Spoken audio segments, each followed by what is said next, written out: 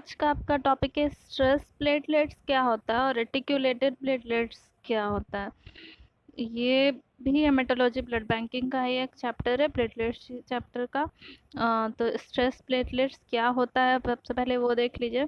तो जब platelet release होगा बोन मैरो से, मालूम है जैसा कि प्लेटलेट्स जो है वो कहाँ पे बनता है, बोन मैरो में बनता है।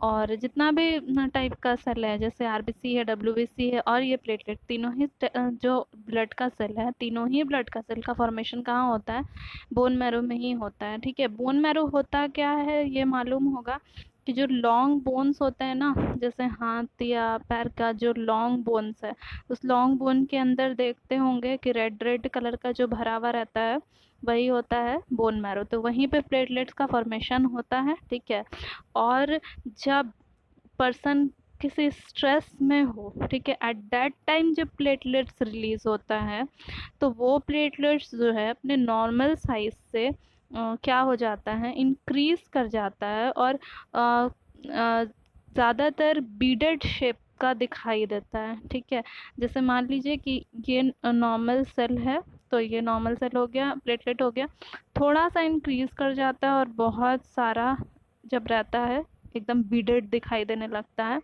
ठीक है, किस वक्त, जब पर्सन किसी मेंटल स्ट्रेस से गुजर रहा है। ठीक है, तो उस वक्त जो प्लेटलेट का फॉर्मेशन होता है वही स्ट्रेस प्लेटलेट कहलाता है। ठीक है, नॉर्मल से इंक्रीज साइज होगा और बीडेड शेप का होगा, बीड्स के शेप का। बीड्स मतलब मालूम है, जो बीड्स मिला करके जो माला बनाया जाता है पत्थर का, उसी टाइप का जो बीडेड स्ट्रक्चर होगा इसका। ठीक है, और दूसरा है आपका रेटिक्यूलेटेड प्लेटलेट्स। रेटिक्यूलेटेड प्लेटलेट्स क्या होता है, तो नॉर्मल यंग, इमेज यहाँ पे नहीं होगा, गलत है, नॉर्मल यंग और मैच्योर प्लेटलेट्स का जो फिर, सॉरी इमेच्योर, ठीक है, मैच्योर नहीं, इमेच्योर प्लेटलेट का फॉर्मेशन जब होता है, रिलीज होता है। ठीक है, मतलब बोन मैरो से रिसेंटली तुरंत जो भी नॉर्मल यंग इमेच्योर प्लेटलेट जब रिलीज होकर के ब्लड में पहुंचता है, तो वो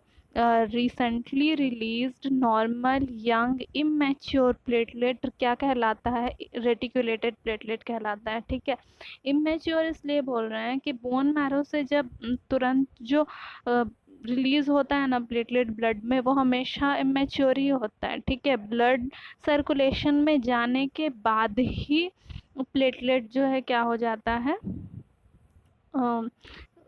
मैच्योर होता है। ठीक है, ब्लड सर्कुलेशन में, ब्लड स्ट्रीम में पहुंचने के बाद ही जो है प्लेटलेट मैच्योर होता है। ये बात याद रखना है कि बोन मैरो से जब रिलीज होगा प्लेटलेट, तो उस वक्त वो इमेच्योर होगा, और ब्लड सर्कुलेशन में जाने के बाद वो क्या हो जाता है, मैच्योर हो जाता है। ठीक है, यहाँ पे भी इमेच्योर होगा।